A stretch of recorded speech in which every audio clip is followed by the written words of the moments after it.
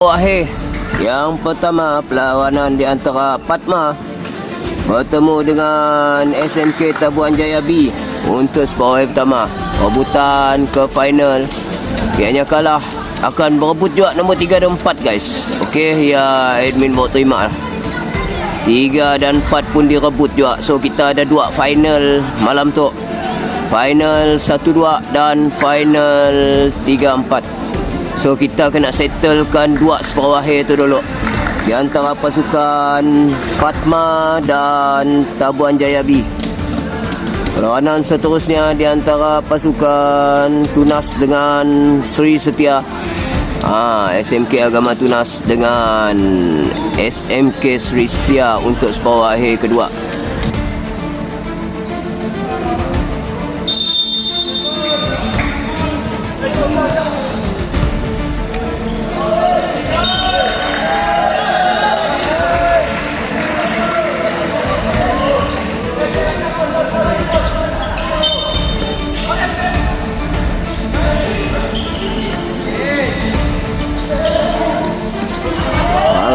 Lakukan oleh Tabuan Jaya kali itu.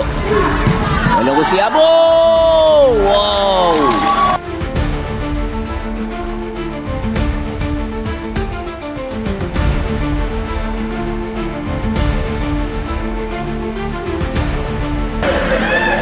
Jaringan pertama daripada Dennis.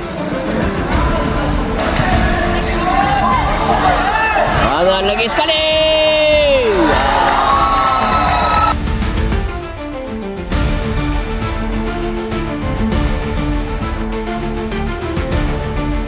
Jaringan kedua dihasilkan oleh Boni.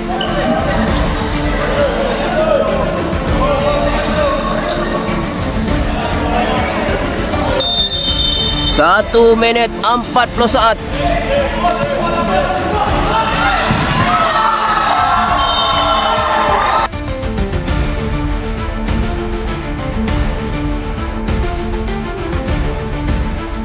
Apa sudah jadi Sarip?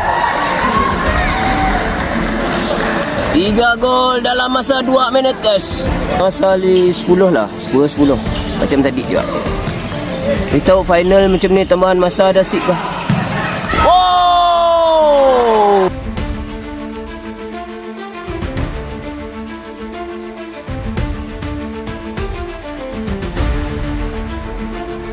Dibunuh terus oleh Abu. Gol kedua Abu.